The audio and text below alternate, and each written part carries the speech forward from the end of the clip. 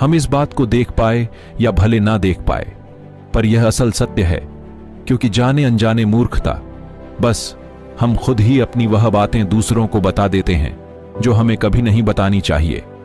और वही बातें जो जाने अनजाने में हमने किसी दूसरे के सामने बता दी थी, वही हमारे दुख का कारण बन जाता है, वही हमारे झगड़े का कारण बन जाता है। और फिर बाद में हमें पछतावा होता है कि मुझे यह बात किसी को बतानी नहीं चाहिए थी। मेरी ही गलती हुई कि मैंने जाने अनजाने में यह बात सभी को बता दी। इसीलिए आज की यह जो बौद्ध कहानी मैं आपको सुनाने वाला हूं, उसे सुनने के बाद आपको 7 ऐसी बातें पता चलेगी जो आपको कभी किसी को नहीं बतानी। ये जो 7 बातें हैं जो आपको किसी को नहीं बतानी, क्यों नहीं बतानी, इसके पीछे का तर्क भी मैं आपको दूंगा। और इन 7 बातों के अलावा अगर आपको लगता है कि कोई बात ऐसी है, धीरे बोलो, कोई सुन ना ले।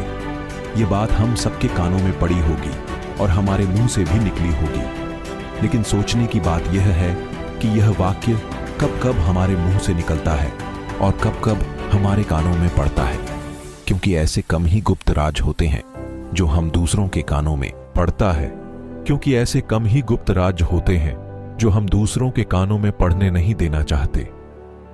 अक्सर परिवार में अशांति का कारण हम स्वयं ही होते हैं। जो मुझसे छूट गई या मैं नहीं बता पाया तो कमेंट सेक्शन में जरूर बताना।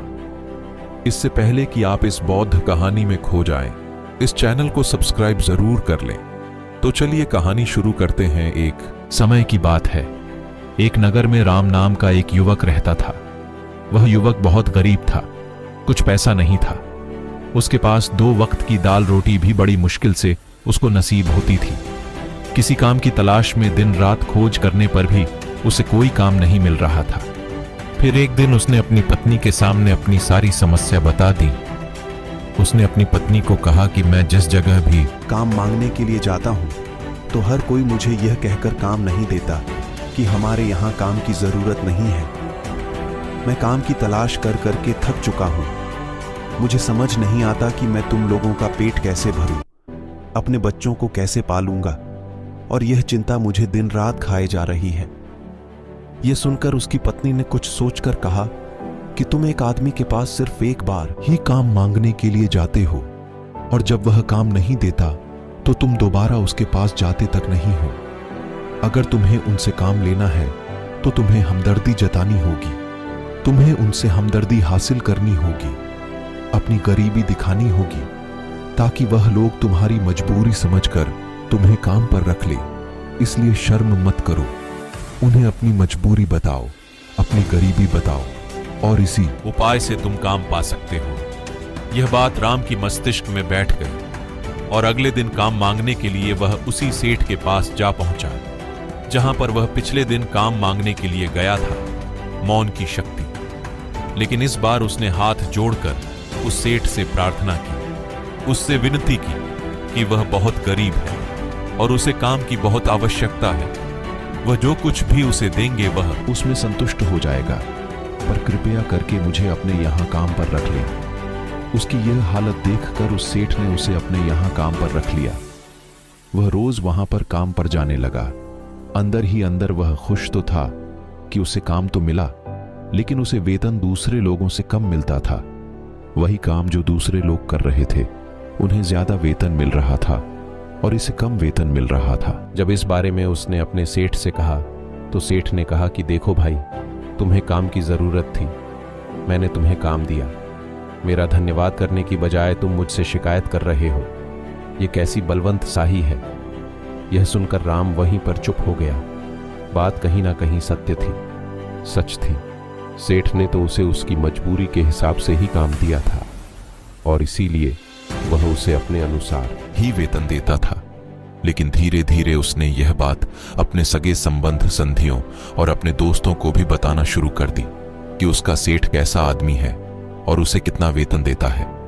समय बीतता रहा और राम पूरी लगन के साथ अपना काम करता रहा, लेकिन अब परिस्थितियां बदलने लगी थी। सेठ अब राम से दूसरे लोगों से ज्यादा काम लेता था और उनसे कम वेतन उसे देता था। यह बात राम के मन को बहुत खलती थी। वह दूसरों से ज्यादा मेहनत कर रहा है और उनसे कम वेतन पा रहा है। इससे उसके आत्मसम्मान को बहुत गहरी चोट पहुंची। अब धीरे धीरे उसका मन अपने काम से हटने लगा। उसका मन काम में लगता ही नहीं था। जाहिर सी बात है कि ऐसी जगह किसका मन लगेगा जहां आदमी को अपने आत्मसम्मान के साथ समझौता करना पड़े।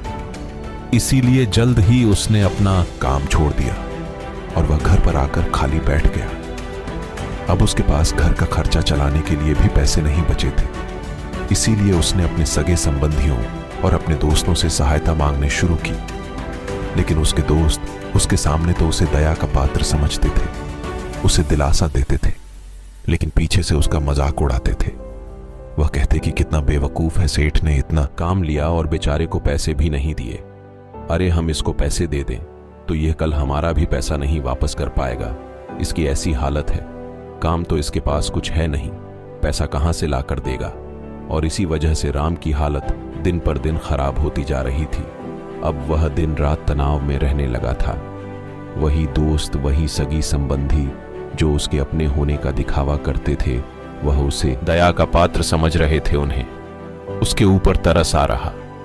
सब लोग आकर उसे ज्ञान तो बहुत देते थे, लेकिन कोई सहायता नहीं करता था। और अक्सर ऐसा ही होता है, ज्ञान देने वाले तो बहुत मिल जाते हैं, लेकिन मदद करने वाले उंगली पकड़कर, हाथ पकड़कर आगे चलाने वाले कितने लोग मिलते हैं। फिर एक दिन उसे पता चला कि पड़ोस वाली गांव में एक बौद्ध भिक्षु आया हुआ है जो बहुत ही ज्ञानी है। राम इतना तनाव में था कि उसे कोई रास्ता नजर ही नहीं आ रहा था। इसीलिए जाने अनजाने वो उस बौद्ध भिक्षु के पास पहुंच जाता है। वहां पहुंचकर वह सीधे उनके पैरों में गिरकर रोने लग जाता है। वह रोते रोते उन्हें अपनी सारी परिस्थिति बताता है। उसे बताता है कि किस तरह उसके सेठ ने उसका फायदा उठाया और उसके सगे संबंधी उसके साथ कैसा व्यवहार रखते हैं। सारी बातें सुनकर बौद्ध भिक्षु ने उसे चुप कराते हुए कहा, है कि भंते, यह सारी समस्याएं तुम्हारी बुद्धिहीनता, तुम्हारी मूर्खता के कारण उत्पन्न हुई हैं। अगर तुम्हारे अंदर विवेक होता तो इनमें से एक भी समस्या तुम्हारा चित्त को दुखी नहीं कर सकता था। लेकिन तुमने अपने अविवेक के कारण, अपनी मूर्खता के कारण खुद ही अपने रास्ते में कांटे बिछा दिए। परंतु आज मैं तुम्हें 7 ऐसी बातें बताने जा रहा हूं जो भूल कर भी किसी को मत बताना।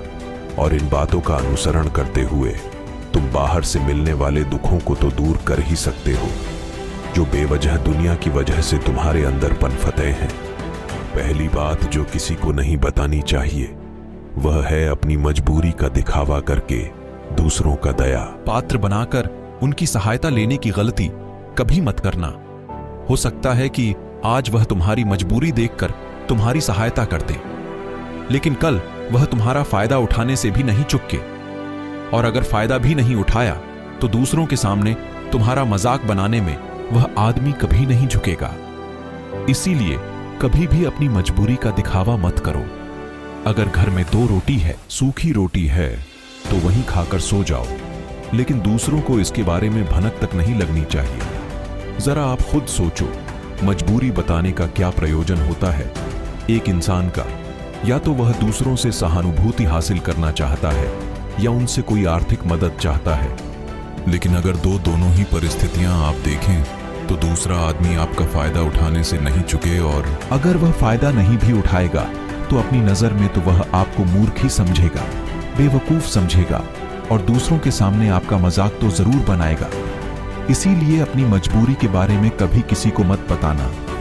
दूसरी बात जो किसी को भी नहीं बतानी चाहिए वह है अपनी अतीत की गलतियां और भविष्य की रणनीतियां। जरा सोचो कि अगर हम अपने अतीत की गलतियां किसी दूसरे को बताते हैं तो उसका क्या प्रभाव होगा? वह गलतियां ठीक तो नहीं की जा सकती। जाहिर है तो उन्हें बताने का क्या प्रयोजन रह जाता है? आप अपने अंधेरे पक्ष को खुद दुनिया के सामने बता रहे हो, खुद अपनी गलतियां दूसरों के सामने बता रहे हो। इससे उस आदमी की नजर में आपका एक चरित्र घटित हो जाएगा और वह भविष्य में हमेशा आपको उसी नजरिए से देखेगा।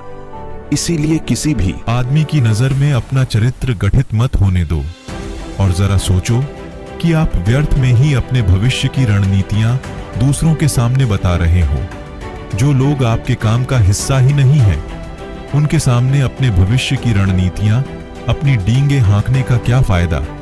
वह लोग आपकी सहायता तो नहीं करेंगे, लेकिन आपकी भविष्य की रणनीतियों में बाधा जरूर बन सकते हैं। आप खुद अपनी विवेक का इस्तेमाल करिए और सोचिए कि आपके साथ भी ऐसा हुआ है कि आपने अपनी भविष्य की रणनीति किसी को बताई हो और वह कामयाब ना हुई हो। जरूर हुआ होगा, जरा गौर से सोचिए। तीसरी बात जो किसी को नहीं बतानी चाहिए वह है अपने घर की बातें। जो भी हमारे घर के अंदर आपस में बातचीत होती है, हमारे माँ बाप के साथ, हमारी पत्नी के साथ, हमारे बच्चों के साथ, वह बातें परिवार तक ही सीमित रहनी चाहिए।